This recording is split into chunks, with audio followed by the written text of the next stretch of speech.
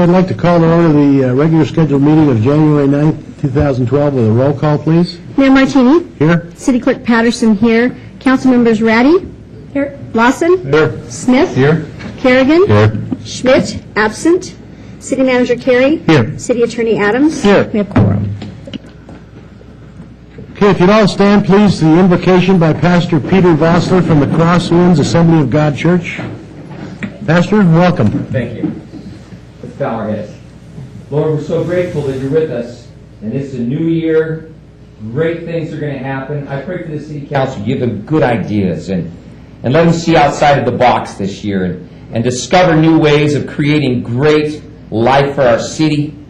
We implore your blessings upon us, upon our police department, our fire department, and all those in authority over us. May you protect them.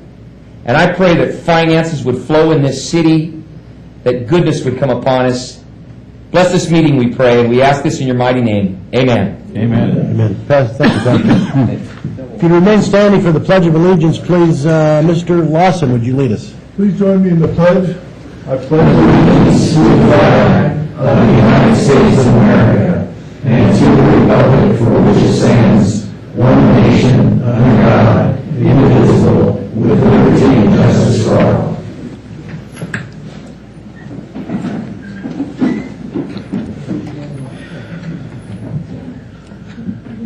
Okay, next is comments from the public. Does anyone want to speak under comments from the public?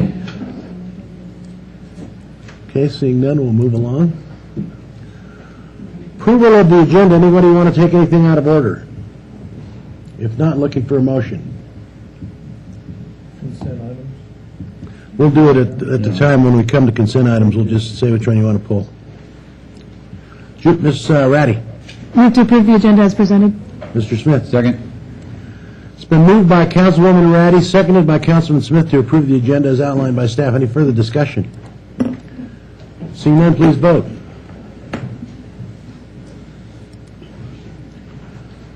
Passes unanimously.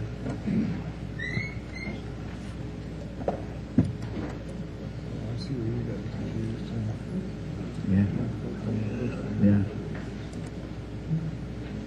I confused these. Okay, next is recommendation to approve minutes of the meeting for December 12, 2011. Any omissions or corrections? If not, looking for a motion. Mr. Smith. Move to approve.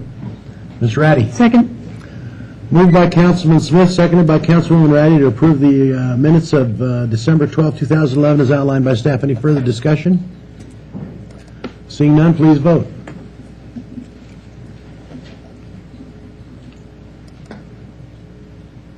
Passes unanimously.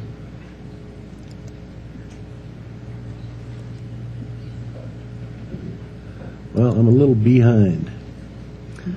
Announcements and presentations.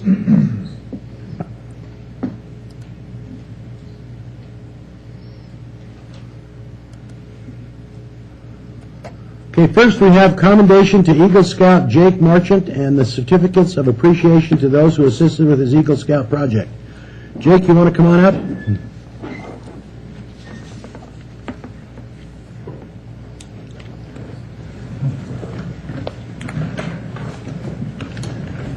Hello, Mayor, council members. My name is Dan Hamlin. I'm the Maintenance Operations Manager for the City of Spark. And with me today is Jake Marchant. He's in the Boy Scouts, and he wanted to get his Eagle badge, and so he came up with a project. So early in November he called and wanted to clean up the bike path on Sparks Boulevard, about 1.8 miles. Wow. Well, besides doing that, he also got a group of volunteers to help him. And the volunteers went out there, and when Jake was all done, he called, and we went out there and picked up the trash that he had collected. So I'd like to take this opportunity to thank Jake for what he's done with the community. Great. Jake, thanks for putting this project together. It really means a lot to the city, believe me. Let me read a commendation for you. Whereas Jake, is it Marchant? Marchant. Marchant. Whereas Jake Marchant is an 8th grader at Mendive Middle School and a member of Troop 24. And whereas Jake is a 14-year resident of the city of Sparks, and whereas Jake identified an opportunity to help support and beautify his community. And whereas to earn his Eagle Scout rank, Jake mobilized a group of residents to pull weeds and clean a 1-mile stretch of the city's bike path on Sparks Boulevard between Diss Drive and Shadow Lane. Now, therefore, I, Gino R. Martini, Mayor of the City of Sparks, Nevada, join with the City Council in commending Jake Marchant for his outstanding community service to the City of Sparks. Thanks, Jake.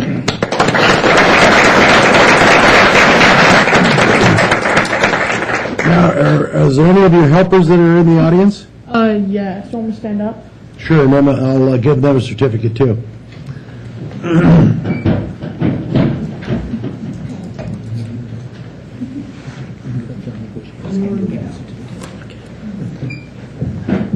Okay, let's see who's here, and then we'll have a group photo. Evan Marchant? Do you want to just take these with you, Doc, and if you're not here? Okay. Abby Marchant?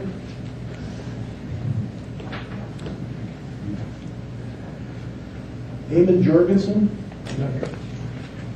Greg McCurdy? Matthew Johnson? You go, Matthew. Blake Marchant? Sierra Jorgensen? Luke Marchant? You guys did it over and above the normal duty. Forrest Nord? Michael Roberts Sr.?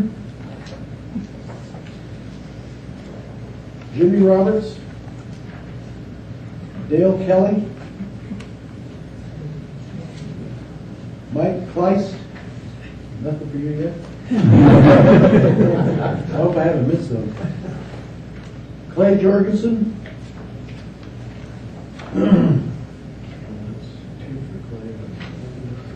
Randy Crocius? Crocius? Julie Marchant? No, that's not you. Heidi Marchant, that's not you. What's your name, son? Adam Johnson.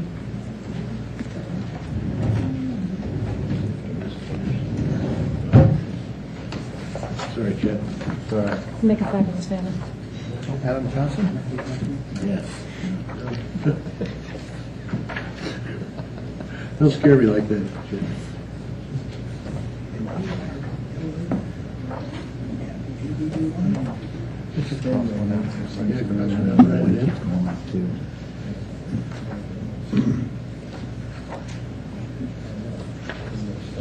No.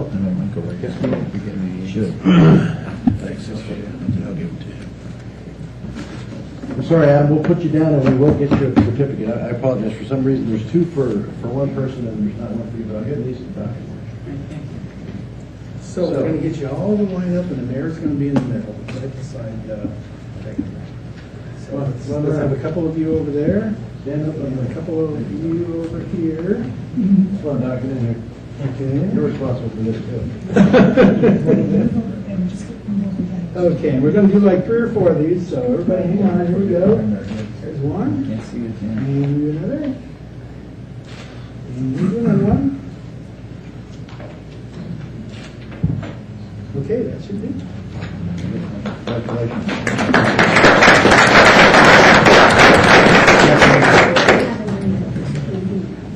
He's also smart, he said, I don't have help.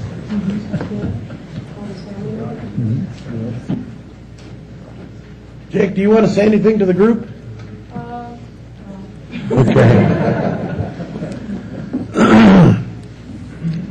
Well, for me personally and from the City Council and the City of Sparks, thank you very much for doing that. And might as well give you a little plug. Dr. Marchant's my eye doctor. If you need a good eye doctor, give him a call. He's very good. He's in the phone book, so give him a call. He's got a lot of children. He needs the money. Thanks, Doctor. Appreciate it.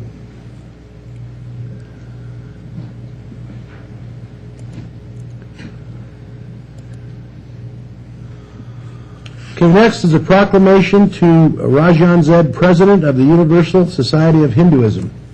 Rajan, you want to come up front?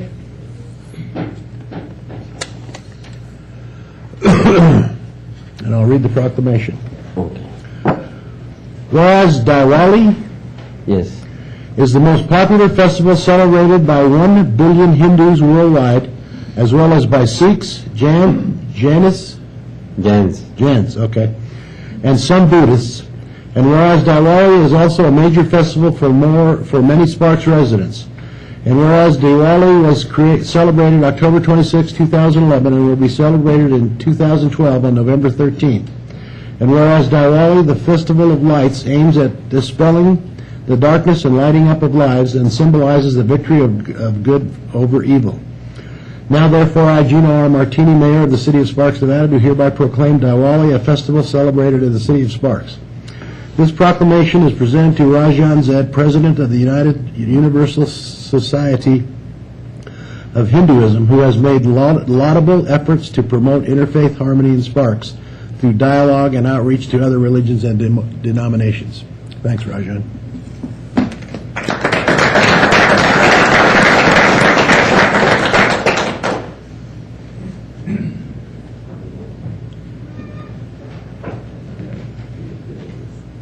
Here we go. And one more.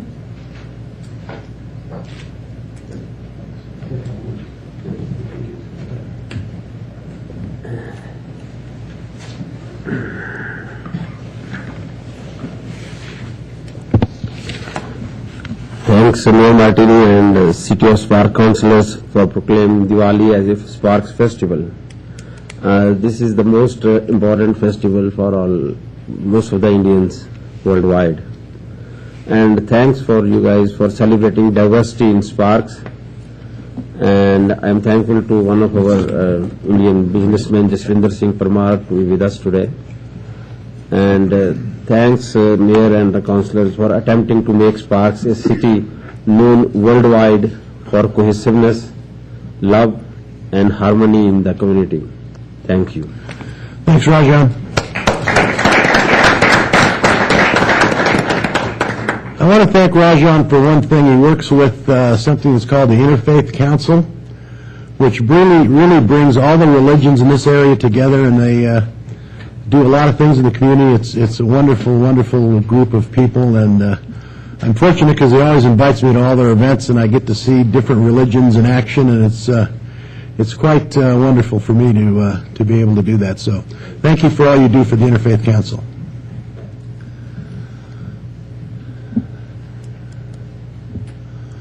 Okay, next is a commendation to Eye Care Associates of Nevada by the Sparks Advisory Committee for the Disabled. Is there no one here? Go ahead. Well, we'll bring Judy down as the former chairman of the Sparks Committee for Disabled. So Judy will deliver this to Sparks Eye Care Associates for us. Whereas an estimated 1 in 5 Americans has some type of disability that limits their access to public facilities, it's not for me. And local businesses. And whereas the Sparks Advisory Committee, for the Disabled has determined that Eye Care Associates of Nevada at 2285 Green Vista Drive in Sparks has designed its facility to provide accessibility and accommodations to patients in wheelchairs, meeting the needs of disabled members of the community. And whereas the doctors and employees of Eye Care Associates of Nevada are knowledgeable, willing, and able to offer assistance with friendly, polite, and courteous attitude to help the people with disabilities. Now, therefore, I, Gino R. Martini, Mayor of the City of Sparks, join with the City Council in commending Eye Care Associates of Nevada for providing extraordinary service and facilities to accommodate members of the disabled community. Thank you.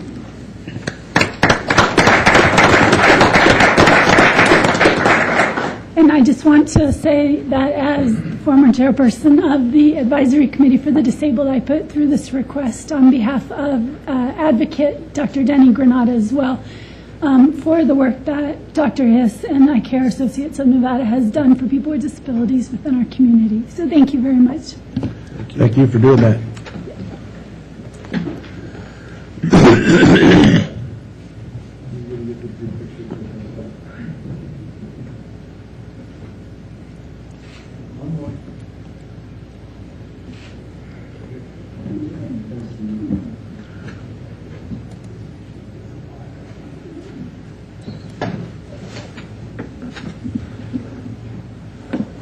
Okay, let's move on to consent items. Anybody want to pull a consent item? Mr. Lawson? I'd like to pull 5.4 and 5.12. Okay, anyone else? Okay, if not, looking for a motion.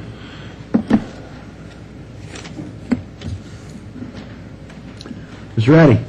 I move to approve consent items 5.1 through 5.13, excluding 5.4 and 5.12. Mr. Smith? Second. We have a motion by Councilwoman Ratty, seconded by Councilman Smith to approve all consent items other than 5.4 and 5.12. Any further discussion? Seeing none, please vote.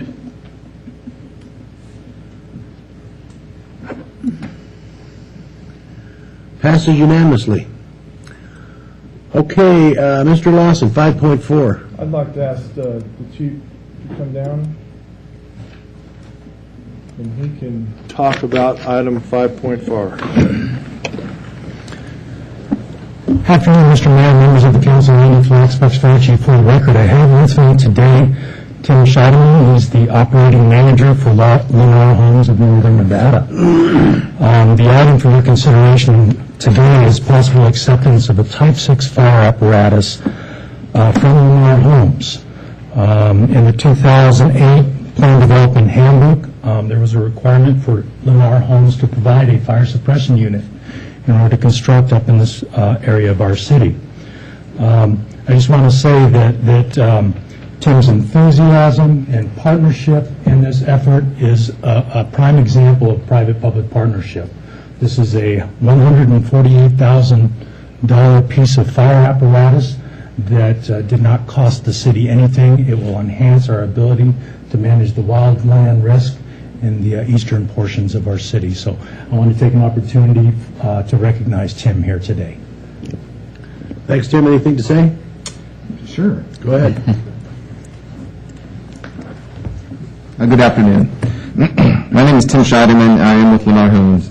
When I was hired by Lennar, I did not realize that within my job description, I would be procuring a fire apparatus. I think we all could agree that our job descriptions have changed over the past several years and will do what it takes for the task at hand. When it was time to start the process of acquiring the new truck, the City of Sparks Fire Department was extremely helpful. The process started just about a year ago with our first meeting, then design specifications, review of proposals, waiting in line at the Ford manufacturing plant for fabrication of the chassis, waiting in line at the Rosenbauer facility to build the truck, and then delivery on December 20th. I want to thank Fire Chief Andy Flock, Division Chief Andy Koski, and Fire Marshal Bob King for their time during the project overview. Also would like to thank Operator Aaron Phillips and Firefighter Kyle Chenoweth for their time committed to design acceptance. I want to give special thanks to Captain Jim Reed for the numerous hours spent with me keeping me informed, including design, preparing the request for proposals, progress updates, and delivery of the truck. I would also like to extend a thank you to the community development, engineering, and building departments for their efforts in getting the D'Andrea Ranch Phase 3 off the ground and running. If it was not for their hard work, today's dedication would not be possible. Thank you, Mayor and council members, for allowing me some time to present this. Happy New Year, and may 2012 bring an economical turnaround for the American people, and especially to those of us within this great state of Nevada.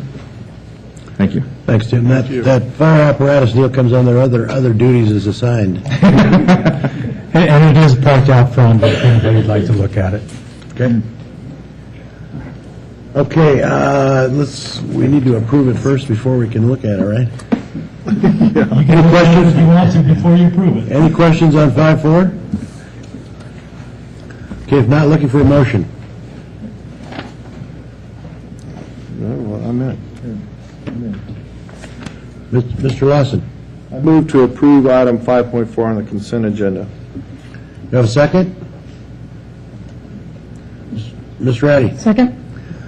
Moved by Councilman Lawson, seconded by Councilwoman Ratty to approve agenda item 5.4 as outlined by staff. Any further discussion? Seeing none, please vote.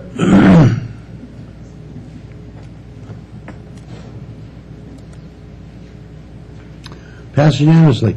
What's the pleasure of the council? You want to step out and take a look at the piece of equipment? Sure. Okay. I'd like to. Let's take a quick 10-minute recess, and we'll be back in session.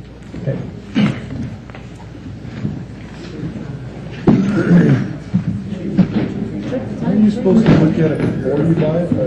No, not in the government. I feel like I just went shopping with my wife. Yeah, see how this man came?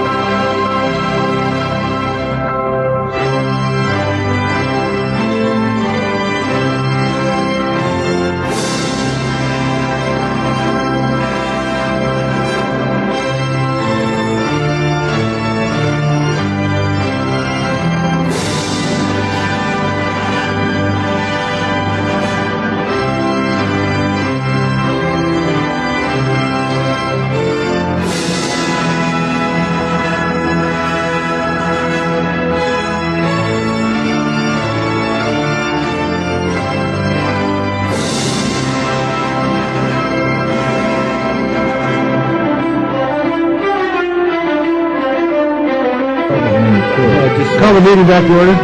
Well, if you hit that with 514, that's fine. So it is 5:12? Yes, it is. Okay.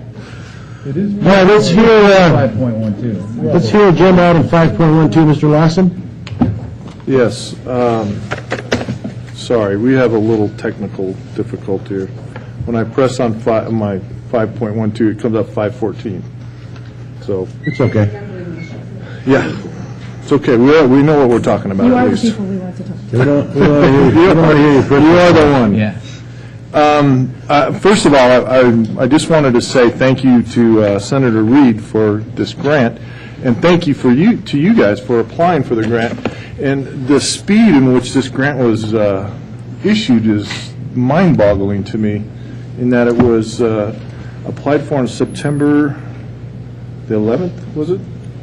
September, and then it was granted on December 23rd. Yes, sir, my understanding is we were accepted in the first round.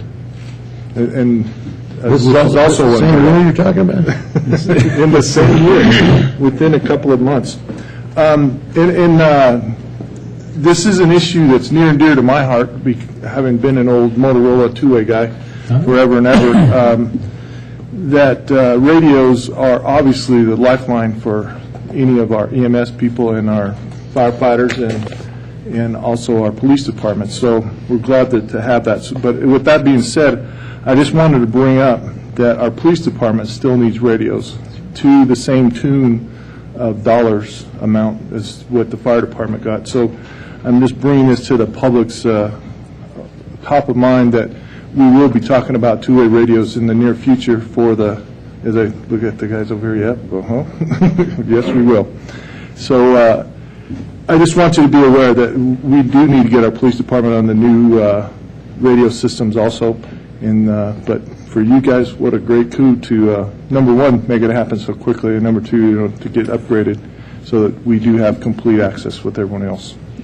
Yes, sir, thank you. A lot of credit goes to, I have today with me Captain Jake Conlon, also to Fire Inspector Michelle Peltier, as well as Division Chief Tom Garrison in writing the grant. We were as surprised to see the quick turnaround and get accepted in the first round. It was quite an accomplishment. Thank you. Thank you. That's it for me. Yeah, same for me. I want to thank Senator Reed for maybe having something to do with the speed with which this was awarded. So we will be writing him a letter of thanks. So thanks, guys. Okay, any other discussion of this? If not, looking for a motion. Mr. Lawson. I move to approve consent item 5.12. Do you have a second? Mr. Smith. Second. Moved by Councilman Lawson, seconded by Councilman Smith to approve agenda item 5.12 or 5.14, whichever it might be on your agenda. Any further discussion? Seeing none, please vote.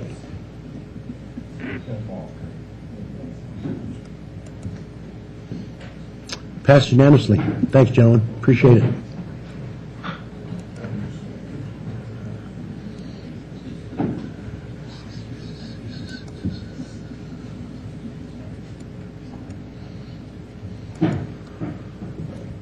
Okay, next we have general business items. Consideration and possible acceptance of a grant from the Nell J. Redfield Foundation in the amount of $30,000 for the Sparks Parks and Recreation. Welcome, John. Good afternoon, council members and mayor.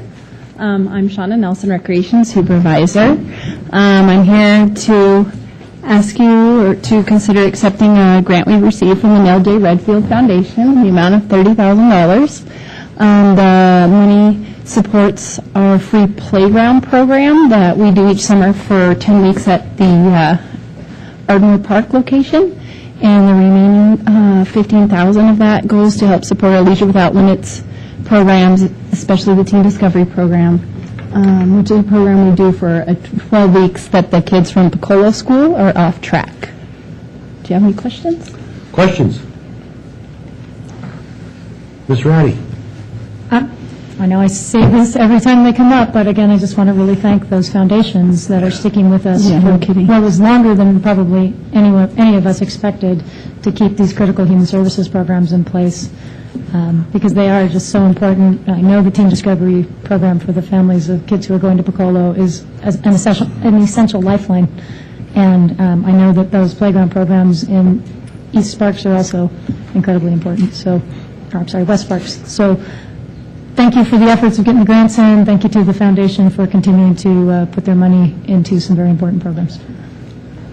Yeah, same for me. Without the help of the Redfield Foundation, this is not going to happen. I mean, it's just the way it is, the economic situation the way it is, and revenues the way it is. These are the programs that go away unless we have people out there that are willing to help us. So from the bottom of my heart, thanks to the Nell J. Redfield Foundation. So, any other discussion? Looking for a motion. Ms. Ratty. Move to accept the grant from the Nell J. Redfield Foundation in the amount of $30,000. Mr. Lawson. Second.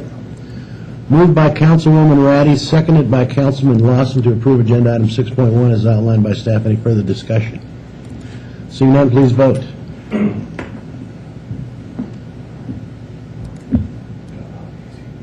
Passed unanimously. Thanks, Shannon. Thank you. Okay, next is 6.2, consideration of possible approval of a payment of special counsel fees to Holland and Hart in the amount of $33,301.64 for the past services rendered to the Sparks Municipal Court. Judge McCarthy. Good afternoon, Mr. Mayor, Council. Our request to have our attorney fees paid as a result of our position of having to retain special counsel because of the decision by the City Attorney's Office that a conflict existed. And that is why we're here today. So I'm simply asking the council to approve payment of those services. Is that it? That's it. Questions, Mr. Kerrigan? Judge, just real quick, what's the hourly retainer fee for your attorney, just to get it on the record?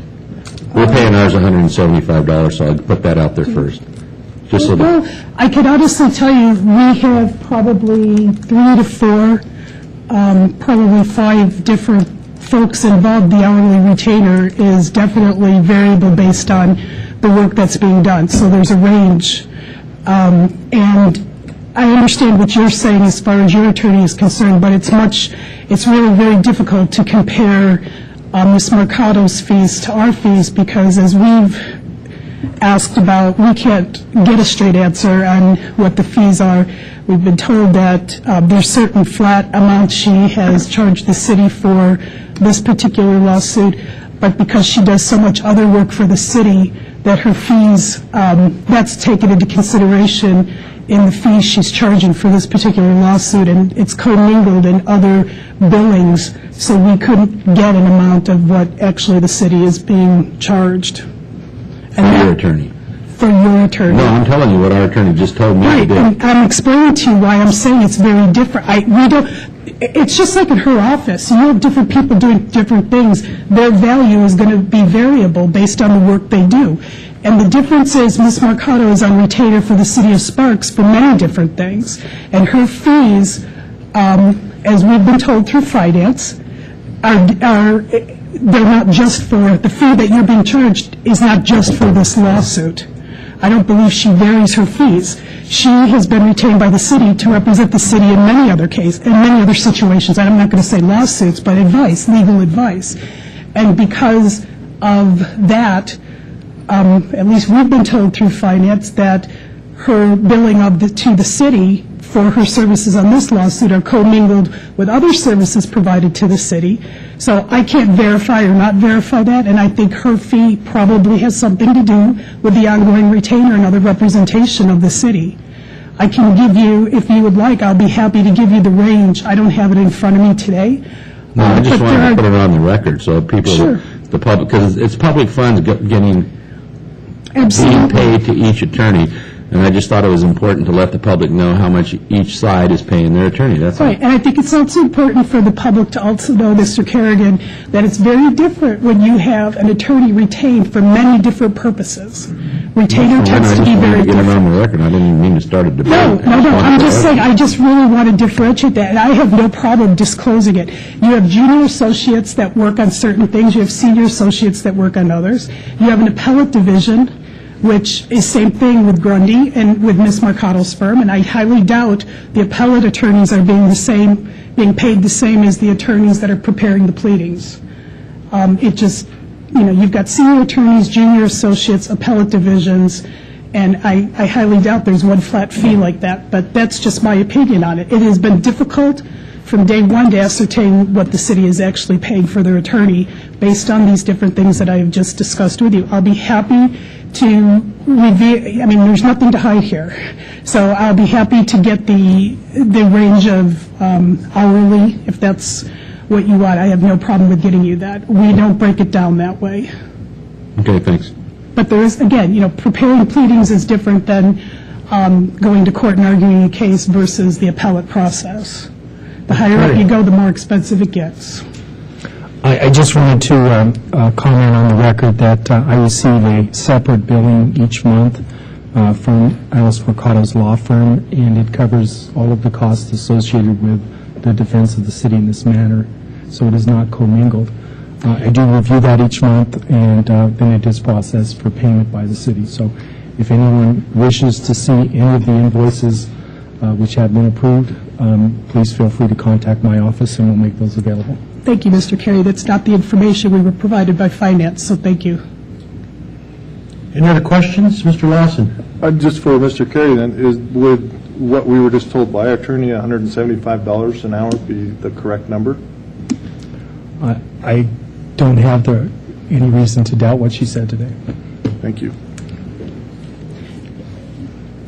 Questions? And I'm sorry, can I just clarify too, is that for, Sean, that would be for every single aspect of the work that they're doing? It's $175 an hour? The invoice discloses who does what for how long, and it contains the name of the personnel. So it is a, as you have stated, it is not a single person. It is the monthly billing from the firm for the defense of the city, similar to probably the invoices you receive. And is it broken down by amount per hour that Yes. each attorney is paid? Yes, it is. Okay.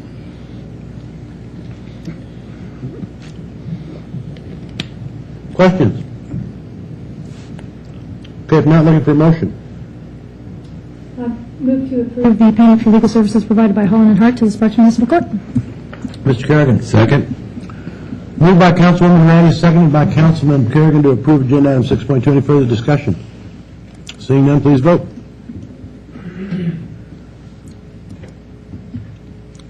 Passed unanimously. Thank you. Mr. Mayor, if you could just indulge me for 1 minute. I think it's important at this stage, because there are so many questions being asked about the lawsuit, that I would like to give the site where people can actually access the lawsuit, see every pleading that's been filed, the responses, for those that are interested in understanding what this is all about, what got us here.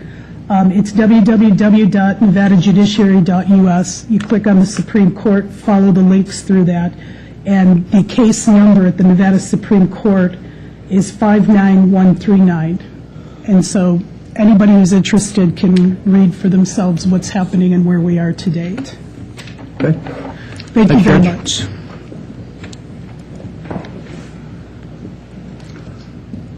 Okay, next is 6.3, consideration and possible approval of a termination of agreement for the sale of treated effluent and with the Andrea Nevada Golf Club, LLC, for services at the Andrea Golf Course.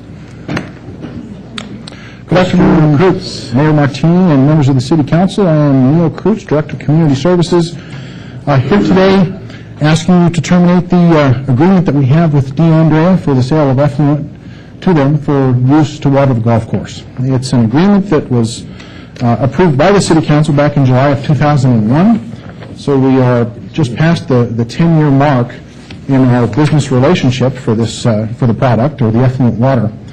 And as of today, the outstanding balance on the account is $145,991. Approximately $135,000 of that amount is plus 60 days overdue. And this is actually the what I hope will be the culmination of a pattern that we've had with DeAndrea Golf Course going back to 2007. And if you'll indulge me for a couple of minutes, I do want to walk you through the history so that you can get a flavor for what brought us here today. We ended calendar year 2007 with a balance owed to the city of just under $47,000. Staff negotiated a payment plan with the golf course operator to have them essentially pay off that bill over the winter so that by the time we hit April of the next year, or really the beginning of the watering season, that they were current. DeAndrea did make good on the negotiated payment plan and had the 2007 balance paid off in April of 2008. However, they started falling behind again on their payments in August of 2008 and ended 2008 with a balance owed to the city in excess of $82,000. So again, we negotiated a payment plan for them to make good on the bill prior to the beginning of the next watering season. However, they did not make good on it. They did not have that balance paid off by April. It actually took them until August of 2009 to pay off the prior year's balance. However, on the good side, they were able to then stay current for the rest of the year through calendar year 2009. When the watering season began in April of 2010, they fell behind essentially right at the beginning and making their last payment in 2010 in July of that year, ending 2010 with a balance owed to the city in excess of $89,000. Once again, staff negotiated a payment plan with the golf course, and the golf course almost made good on it in the spring of this year. They came within about $5,000 of having paid off the 2010 balance before the watering season, so to speak, began this year. Pardon me for a second.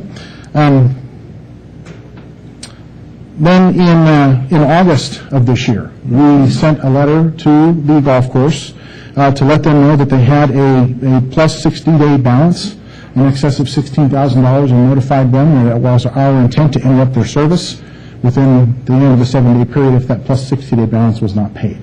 They did make that payment, and we did not have to shut the water off in August. Moving into September, we had a very similar notice that we sent with a plus 60-day balance in excess of $40,000. That was not paid within the 7-day window, so we did interrupt the service on September 21st. On September 22nd, we went back out to verify that the meter was still off and found it in the on position, made an assumption that it had been turned back on by golf course personnel. So then on the 23rd, we shut it off again and filled the vault with sand and concrete to make it very difficult for somebody to get back in there. The water stayed off for an additional week until such a time where DeAndrea did make a commitment to have $10,000 sent to the city within a couple of weeks and then a promise to pay off the balance post-haste. However, none of those payments were ever made. We did turn the water back on September 30th, and that takes us forward to the balance that we have owed today of $145,991. Now, I want to back up to 2001 when we first entered into the agreement, because when we entered into that agreement, we essentially helped finance the private portion of that work that went in. And so we financed an expenditure for DeAndrea, the developer, in excess of $564,000, and arranged a repayment set of terms where they would pay us back over a 20-year period at 4% interest. And so that payment goes into their water bill every month. The current outstanding balance on that infrastructure investment is, make sure I get the number right, about $370,000. Now, one of the terms that is in the agreement is that if the city does move forward to terminate the agreement for any of the reasons that are allowed in there, one of them being if they fall more than 60 days behind in payment of their water, that infrastructure balance owed the city is forfeit. So there is one business downside to the recommendation that I'm sitting here in front of you today making, is that in terminating the agreement, we would be walking away from having DeAndrea pay us back that $370,000. However, the agreement that we have with DeAndrea also indicates that the city does have the right to sell that infrastructure capacity to another water user should it choose to do so. And boiling that down to a little bit more simple set of statements, if you do agree to terminate this agreement, I can see a couple of scenarios where somebody else might step in and look to become an affluent water user with the city of Sparks for the benefit of the golf course.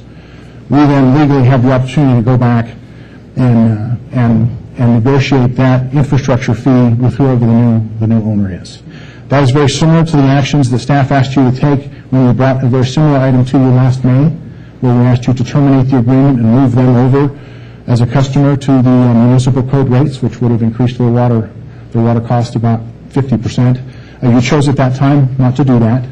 But in as much as now we've made it all the way through the 2011 season, they consumed about $160,000, give or take, in effluent water, and have only paid for 145 of it. Where I'm coming from as your staff is a recommendation that says it doesn't make sense to keep providing a product when you're not being paid for it. And so I'm asking you to terminate the agreement so that we can figure another path to move forward. With that, I'd be happy to answer any questions that you have. Questions, Mr. Smith? Thank you, Neil. Selling the capacity is different from selling the infrastructure, because we'd have to provide infrastructure to somebody else. Is that right? If they wanted the effluent water. Essentially, what it comes down to is the infrastructure has been put in place, and if this agreement gets canceled, we can continue to use that infrastructure to somebody else's benefit, and we can require them to pay for that. So that goes back to the hookup fee. When we have a new customer that comes into our effluent program, they're essentially required to buy their way into the system and pay a hookup fee. And so what this agreement contemplates is that if we find ourselves in the situation that we're in, that we retain the ability to have that infrastructure be paid back by somebody else. Okay, and I think it's time we do something. We've been playing with this for way too long, but by terminating their contract, that doesn't mean they're not eligible for water. It just means they're going now to ordinance, which would put in 99 cents for 1,000 gallons, I believe. It does. Okay. And when we go to ordinance, the repayment term, or the payment terms are much more stringent than they are in this agreement. Case in point is we have the ability to turn the water off if they get 30 days behind at any point. And now, so we turn off the water now, become current next week. They can go back on with water in April whenever they need it at the higher rate. Yes, they can. Okay. Yes, they can. Thank you. And as part of that, what we would want to do is negotiate the continued payment of that outstanding infrastructure balance. Absolutely, sure. Ms. Ratty? Mine's actually a similar question, but I want to make sure that I understand what you just said. When we looked at this in a prior time, in one action, we were terminating their contract and putting them back on to the ordinance and the delivery of water. Whereas in this case, we're terminating the contract. Yes. And they could come back to us, and it would be another action to put them on ordinance, or you'd be able to do that? We'd be able to do that administratively. Administratively. Yeah, that's all set up. But this does not do that? No, this does not. It just would open the door for them to do that with you? Yes. Okay, great. Thank you. Mr. Kerrigan? Thank you, Mayor. This is our attorney. Chen, how do we go about getting, if we terminate this agreement and then administratively put them on the ordinance, which they should have been a long time ago, how do we go about getting the money? Can we put a lien on the golf course, or what's our recourse for that? We can look at the lien situation. However, I think it'd be more appropriate to negotiate making up arrearages when they go back on the ordinance. And when we go, let's say we move forward, we terminate this, and they come to us and we want to go on the ordinance rates, the ordinance rates would dictate to us that we should collect a new collection fee, a new connection fee, which if you wipe the slate clean or ignore all of the history, would be in excess of a $3 million connection fee. So I think what we would have is somebody very willing to negotiate that down to the $370 that the city finds itself being owed. Okay.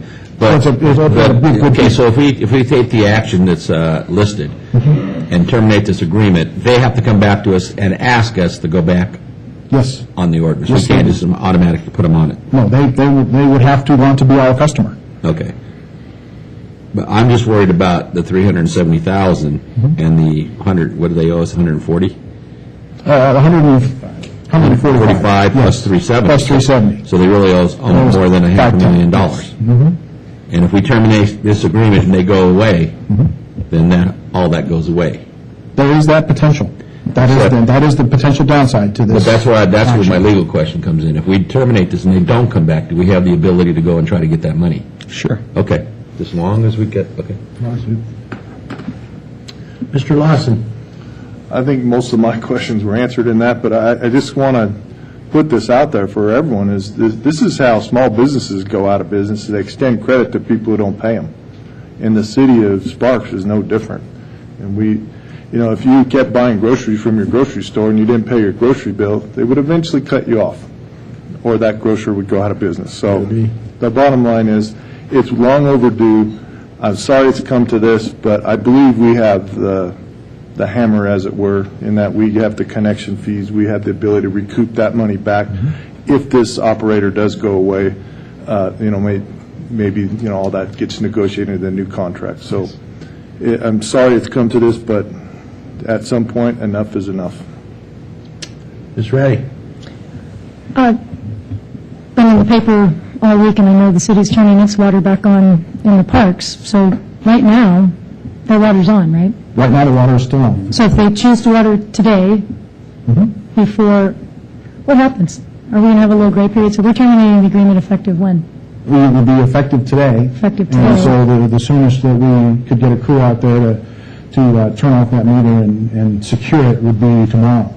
So we may have a little messy period right now, because if they turn on the water, which is the advice that grass growers everywhere would give them.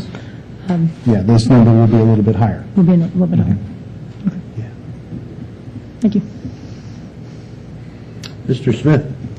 Well, I'm ready to make a motion, but just want a clarification. Part of the $145,000 change that they owe us is also the payment on the infrastructure part of it, right? Yes, sir. And how much is that a month?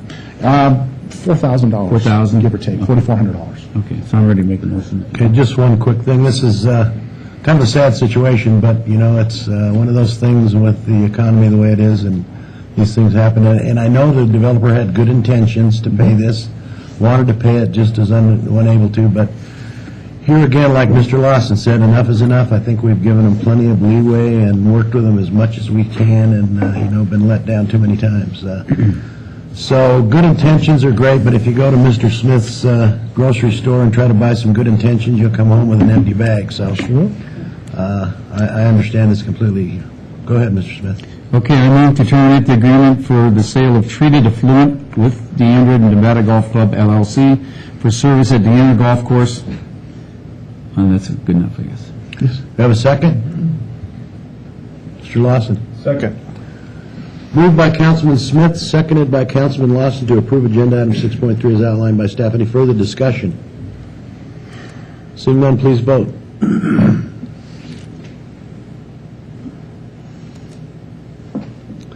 Passed unanimously. Thanks, Neil. Thank you. Next is fiscal year 2011-212 mid-year review of general fund personnel costs. Mr. Monk, the Grim Reaper. Good afternoon, Mayor Martin, members of the council. Don't have an action in front of you today. Jeff Kronk, Financial Services Director, for the record. Get that on the record. Don't have an action item for you today, just some information that was requested, presumably before the resolutions and other contracts were going to be considered by you later in this agenda. Just wanted to briefly give you the information of where we're at halfway through the year on our personnel costs. We kind of tore it up a little bit and just kind of look where we're at midway through the year. And I'm happy to tell you, basically, end of the day, we had a budget in our general fund of about $40.1 million for personnel costs. And right now, it looks like we're tracking to be just a bit under that, right at about $40 million or even a little bit less than that. So everything else is in the staff report, and actually, I'm just here to answer your questions if you have any. Questions?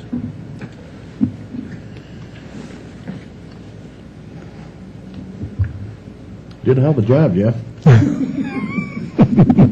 Seriously, any questions? Okay. Okay. You got off the hook easy, Jeff. That'll make up for the last time we took too much of your time. Let's go on to 6.5. Possible motion to conduct a labor relations proceedings. We need to do that, Sean? Mayor, if you had, or a member of the council had any unresolved issues or wished to discuss item 6.6, which is a labor agreement with Local 1265 for the current fiscal year, you could adjourn to that. However, I can state that this item has been fully disclosed to you. We have no outstanding items and would recommend your approval of item 6.6. So therefore, unless you had questions you wish to ask us behind closed doors, we would recommend moving forward without one. Any closed door questions? Any, okay. All right, let's move on to 6.6 then.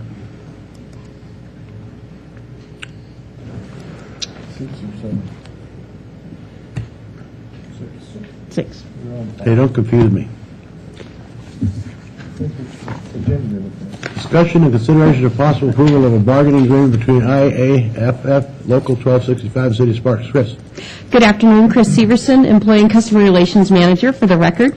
I'm here today presenting a bargaining agreement with our Local 1265, which is our firefighters union. The contract did expire June 30th of 2011, and we had been working very hard with the union to come to an agreement. And before we go too far, I would like to recognize the members of the bargaining unit negotiating team, which were Chris Jones, Phil Barton, Jason Alorza, Matt Tony, Chris McCovens, and Scott Bryant, and the city team, which was Steve Driscoll, Neil Kreutz, Jeff Kronk, and myself. We spent a lot of time together, as you may well imagine. The contract that you have before you is in essence a zero contract, meaning there are no financial impacts to the contract that you have. It is a carry forward in economic terms. The contract that was previous to the council. We had several items that were MOUs or memorandums of understanding that we have now incorporated into the bargaining agreement, and a couple of cleanup items that you'll see. But major substantive changes you will not see. So I'm ready for questions. Questions for Chris? Mr. Lawson. Just quickly, in my reading of this is basically the exact same contract as the 2005 through 2010, without the escalations in pay.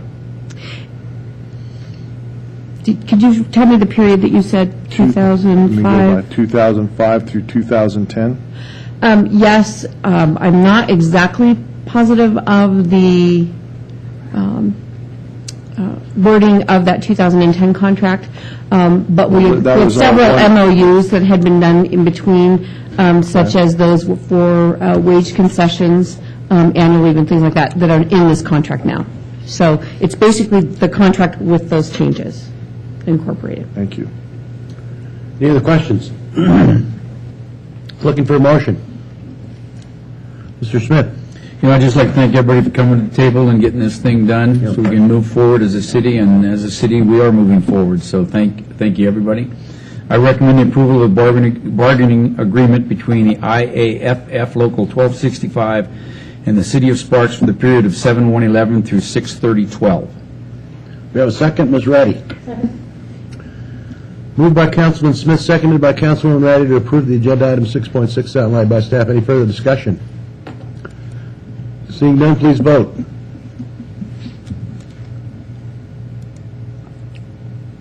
Passed unanimously. Thank you. Thanks, Chris. I'm still here. I know you are. I can see you plainly, even with my glasses off. I think I have 1, 2, 3, 4, 5, 6, 7 You more. got a few. I'm getting there. I tried to exit, no wonder. 6.7 is consideration, discussing the possible approval of resolution number 3208, designating certain employees as executive. Go ahead, Chris. Chris again. And what you have before you, and if I may speak to the group of resolutions, Mayor, they're pretty much the same. 6.7, 6.8, it's 6.9. through 6.12. Through 6.12, okay. 6.7 through 6.7 through 6.11. Okay. These are employee resolutions that were brought before you previously when we did a short-term resolution that would allow us to consider the high deductible health plan, and we put a provision in the contract that or the resolution that we wanted to review that. Given the economic situation of the city and the inability to work this out through the health care committee, the high deductible health plan at this point was not an option. So we wanted to come forth to you with a resolution removing that language and carrying these resolutions forth through June 30th of 2012. At that time, we'll come forward with new resolutions. So that's the same for all of these? It's the same for all of them. Okay, let's address 6.7 then. Questions on 6.7? Anyone have a question? Okay, if not, looking for a motion. Ms. Ratty? Does anybody have an objection to me making a motion that approves all of them simultaneously? Yes. Yes, you have an objection? I do. Okay, so I would make a motion to approve 6.7. I'm sorry, you want the motion number, or the resolution 3208. Second, Ms. Smith. Mr. Smith. Lost his face. That would be you, Ron. Second. I've been called a lot of things. I know. We have a motion by Ms. Ratty and a second by Mr. Smith. And we have a comment by Mr. Carey? No, sir. Okay. Any further discussion? Seeing none, please vote. Yes, in a high voice. Yes.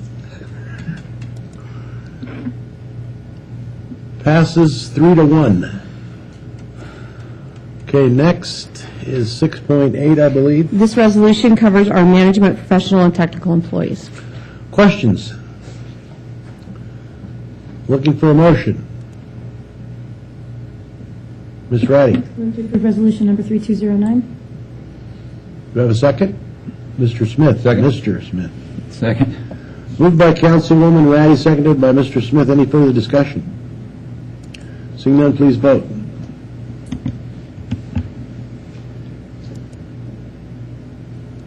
Passes unanimously. Okay. Our next resolution is designating those employees as confidential.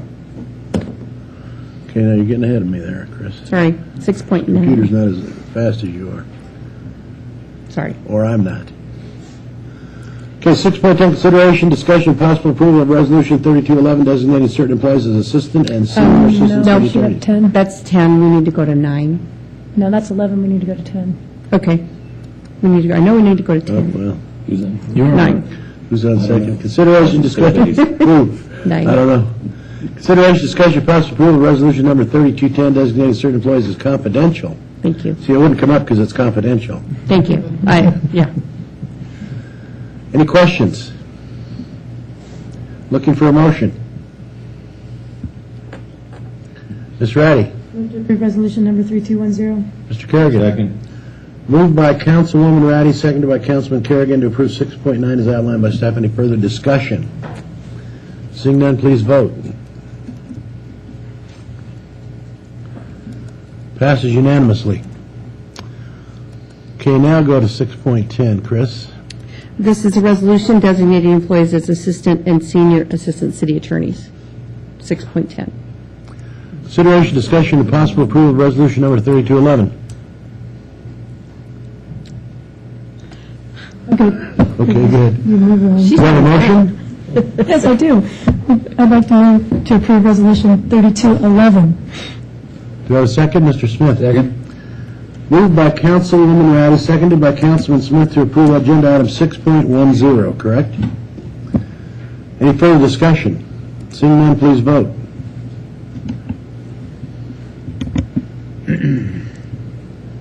Passes unanimously. 6.11, consideration, discussion, and possible approval of resolution number 3212 designating certain employees as deputy police chief. Go ahead, Chris. That's it. That's it. Deputy Police Chief. Any discussion? Mr. Kerrigan? Move to approve. Have a second? Second. Mr. Smith is the second. Moved by Kerrigan, seconded by Smith to approve agenda item 611. Any further discussion? Seeing none, please vote.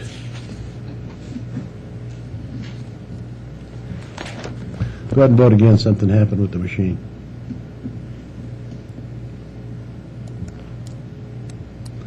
Passes unanimously. That's it. 6.12, or 6 point, that's it for you? I think so. Okay. I have a quick question.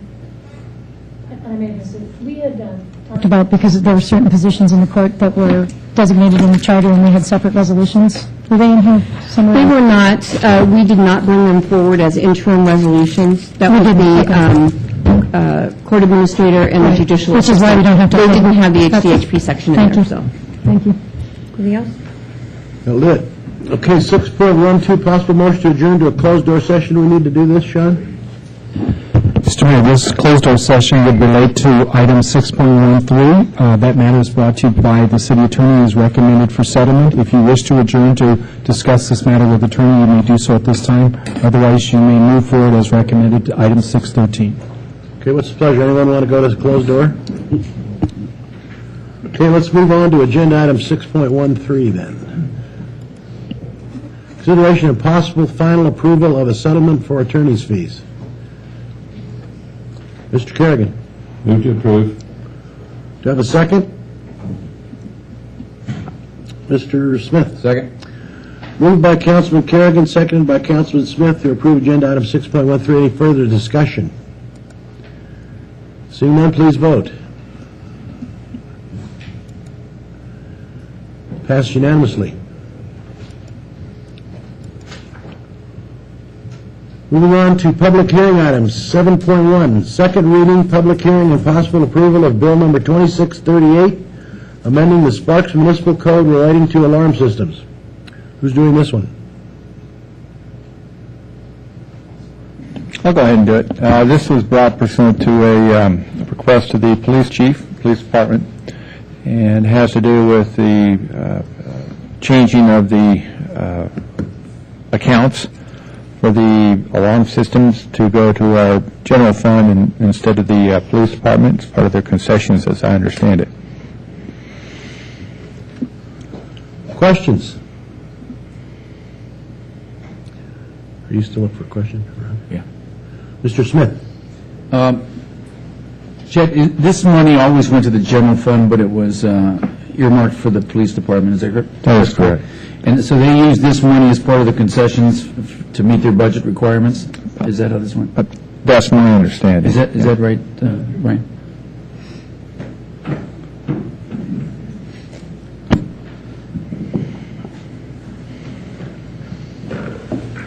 Good afternoon, Deputy Chief Brian Allen for the record. Yes, that is accurate. During the last several years of the budget scenarios that we have been presented, we have used those funds multiple times through different years and different cycles to offset the amount of concessions that the police department would have to give, saving jobs. In this last negotiation with the city, we agreed that we would just forego those fees coming directly to the police department and that they would go back into the general fund of the city. So this will help every year?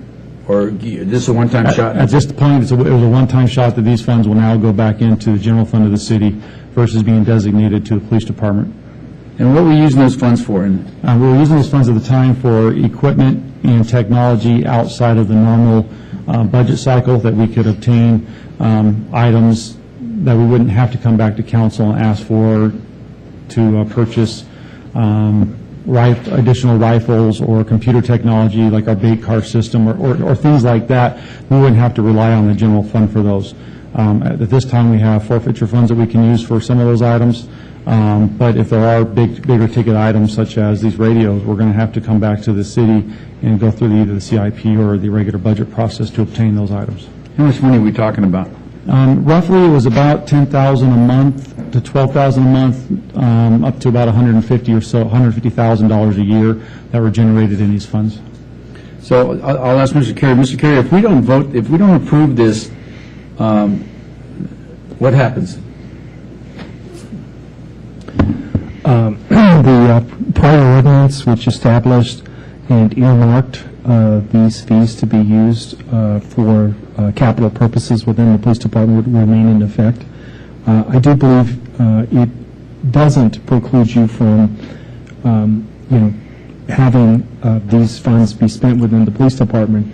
It is a recommended accounting standard that we don't earmark particular money.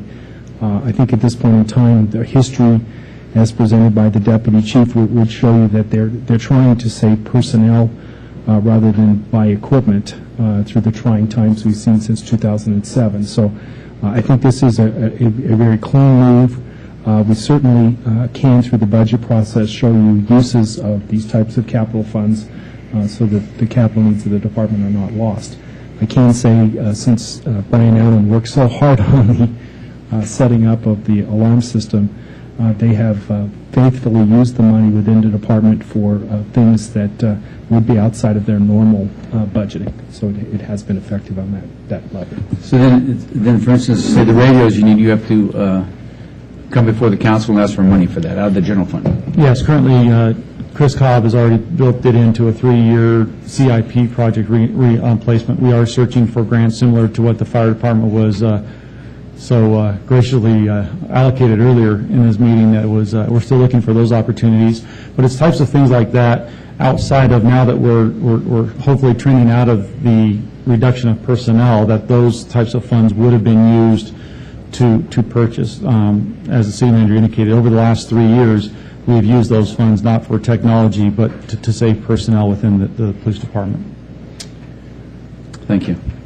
If I might, one of the things that the chief has come forward with is he is building kind of a systems approach to the police department, looking at their major systems that they rely upon, such as radios and some of the technology. And we will be looking at our budget differently in the police department so that we have, just as we've done with the fire department, we're going to a more uniform investment into some of the systems so that we don't hit these fits and starts. Even with the grant that you accepted today in the fire department, for example, that saves the city of Sparks over $500,000, but we'll want to begin to depreciate that equipment so that when that equipment's life is over, we would have 95% of it available to refresh that technology. And it's a system that Chief Flock and Chief Kiefer, being our public safety departments, are both embracing, and will be something that we want to carry out through our budget process this year. So we do have needs in our public safety departments, and we hope by breaking it into systems we can prioritize that against our available resources and not incur any failures in our service provision. Questions for Chief Allen? Okay, this is a public hearing item, so I'll open it up to the public. Anyone in the audience would like to speak to this particular agenda item? Seeing none, I'll close it to the public and bring it back to council for action. Any questions? If not, looking for a motion.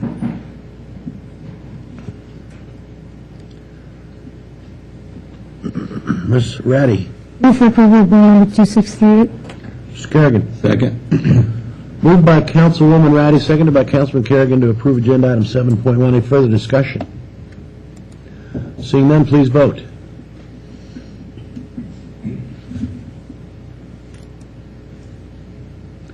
Passed unanimously. Next is 7.2, public hearing, consideration and possible approval of an amendment to the fiscal year 2011 annual action plan for U.S. HUD to change the target project. Ms. Ratty. In the interest of transparency, I wanted to put on the record that I own property in the area that's going to be discussed under this agenda item. Under the advice of the city attorney, that property will be treated the same as any other property in that area, and so I'll be disclosing, but still will be voting. Mr. Ornelas.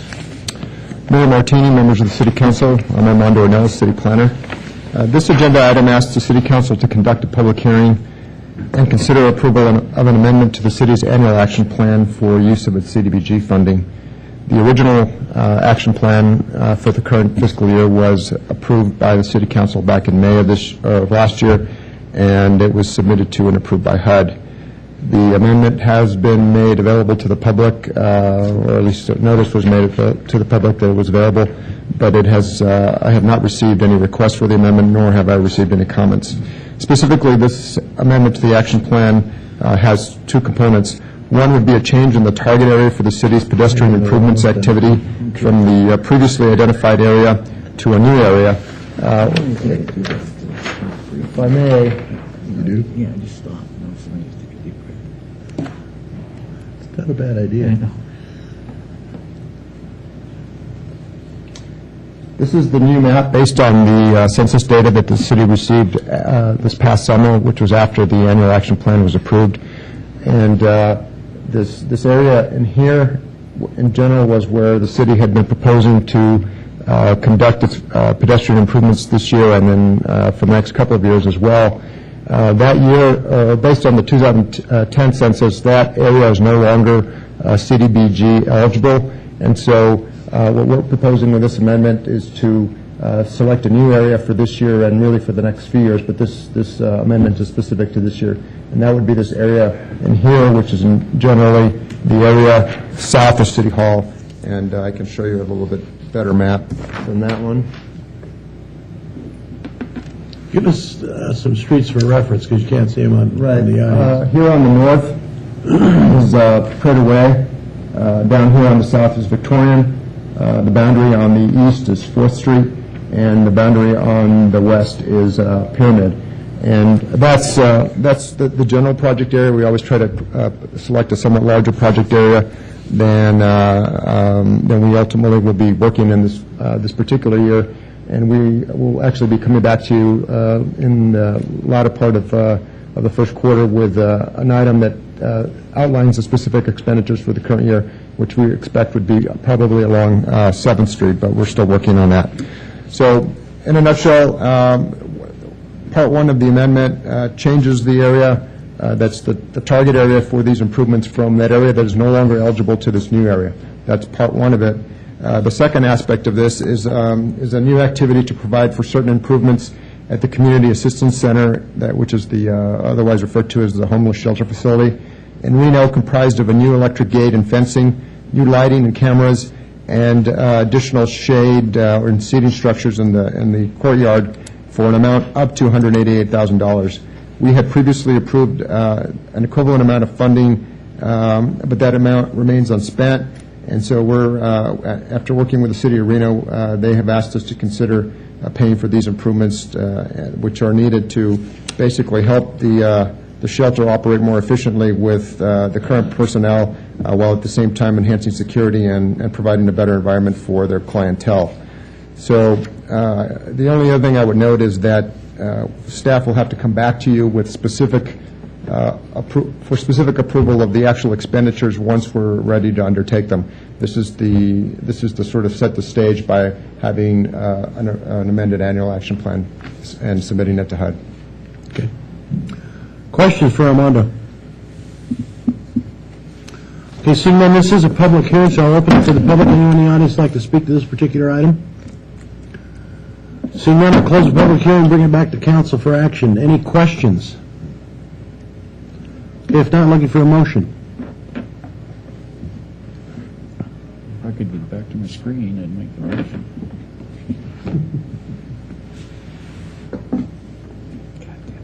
Pardon me. Mr. Lawson. All right. I move to approve the PY 2011 Community Development Block Grant Action Plan Amendment as presented by staff. Mr. Smith. Second. I have a motion by Mr. Lawson, seconded by Mr. Smith to approve agenda item 7.2. Any further discussion? Seeing none, please vote. Passed unanimously. Thanks, Armando. Thank you. Next is planning and zoning. 8.1 planning and zoning, or PCN 11030, public hearing, discussion, and possible finding of tentative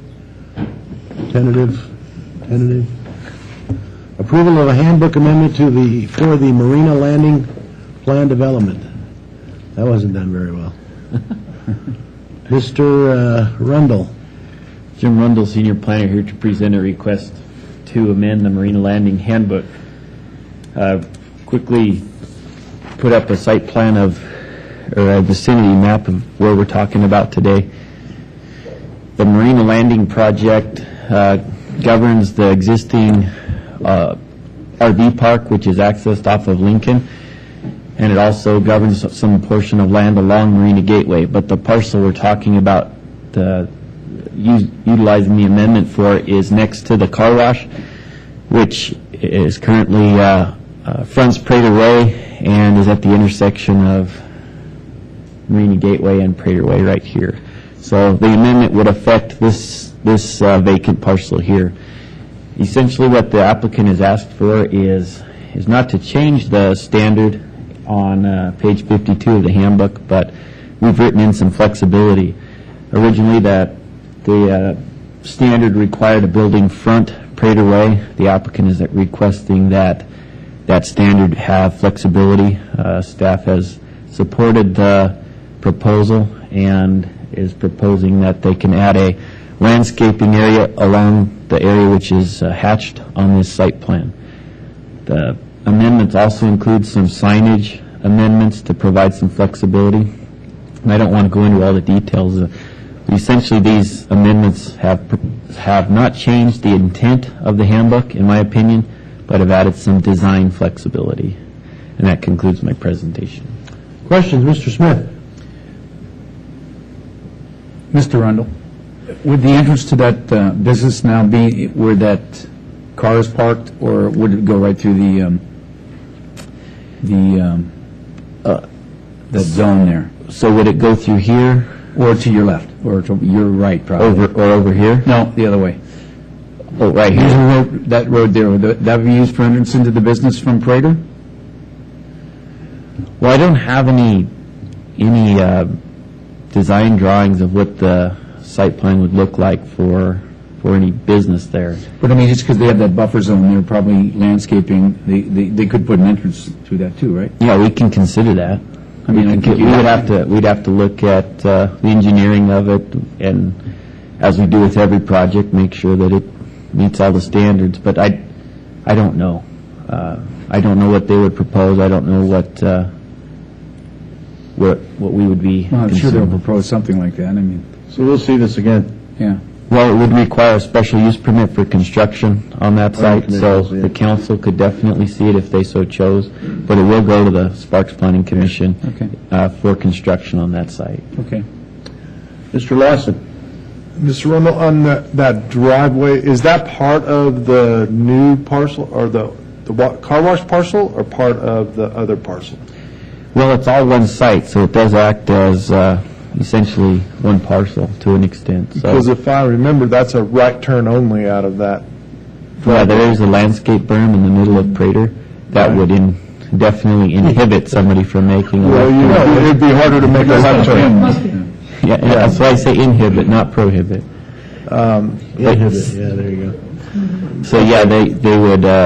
So the question would be, if they wanted it to be a right in, it's all the same parcel, I would assume, the landlord's approval that could happen. We do have projects all over the city of Sparks, reciprocal access agreements where you might cross to a parcel line to access your property, but you are able to use an access that's already established. The Target, or the Iron Horse Shopping Center, there's numerous parcels on there, but you can access at different sites and essentially drive across parcels. So, of course, we would always consider something like that if that was proposed, but right now we don't have a project proposed for that site that would be under a special use permit application. Yeah, we could definitely consider access agreements between, and it's owned by one property owner at this time, so that property owner attended the Planning Commission meeting and made some comment on it. Thank you. Jim, is that parcel that's, the land that's behind the car wash back there, is that part of this parcel? Yes. Okay. It's just kind of, no, it's kind of a funny parcel. Okay, questions, any other questions? Okay, this is a public hearing item, so open to the public. Anyone in the audience like to speak to this particular item? Come on down. Just state your name for the record. You got 3 minutes. Good afternoon, mayors and member of the council. My name is Melissa Lindell with Wood Rogers. I have Don Lilliquist with me in the audience with Maverick. And we propose this amendment to allow some flexibility to encourage some development along your Todd and the access roads that are in there point to the fact that that access drive in the middle was put in so the entire parcel could use it. So we'd be accessing a new Maverick site. If this is approved, we would go forward with a special use permit access through that right in, right out driveway beyond the landscape, so we wouldn't interfere with that, and then we'd have full movement on Marina Gateway. The request really adds some flexibility for signage and the site plan, so we can move forward, hopefully, and get a new business established in Sparks. So with that, if you have any questions, I'd be happy to answer them. Any questions for Melissa? Okay. Thanks. Anyone else in the audience like to speak to this? So I'm going to close the public hearing and bring it back to council for action. Questions? Mr. Smith? I'd like to make a motion. Please. Move to approve PCN 11030 as outlined by staff. Do you have a second? Mr. Lawson? Second. Moved by Councilman Smith, seconded by Councilman Lawson to approve agenda item 8.1. Any further discussion? Yes, I want to just say thank you to Maverick for bringing a new development to Sparks. We need more of you. Thanks for working with us, too. Appreciate it. Okay, seeing none, please vote.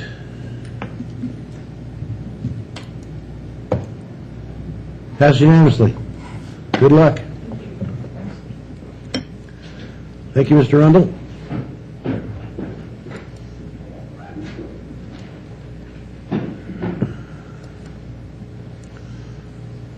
Okay, next is comments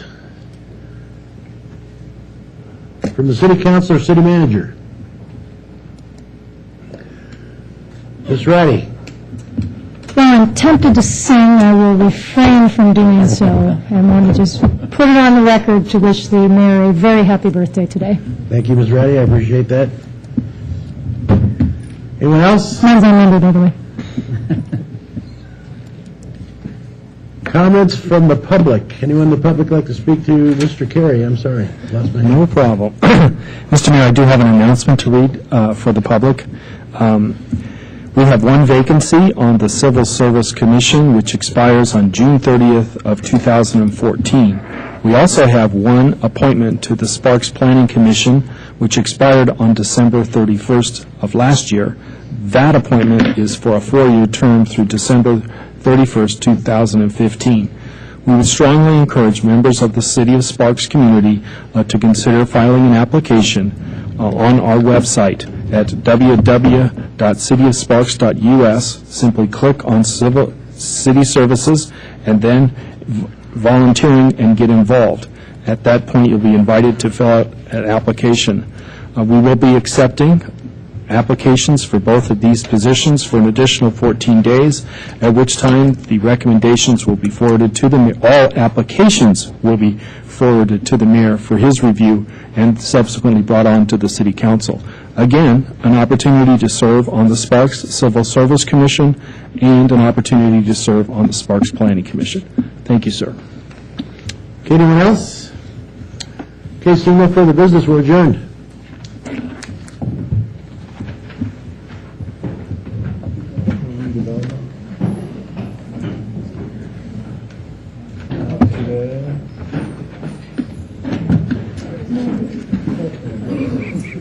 Ha ha!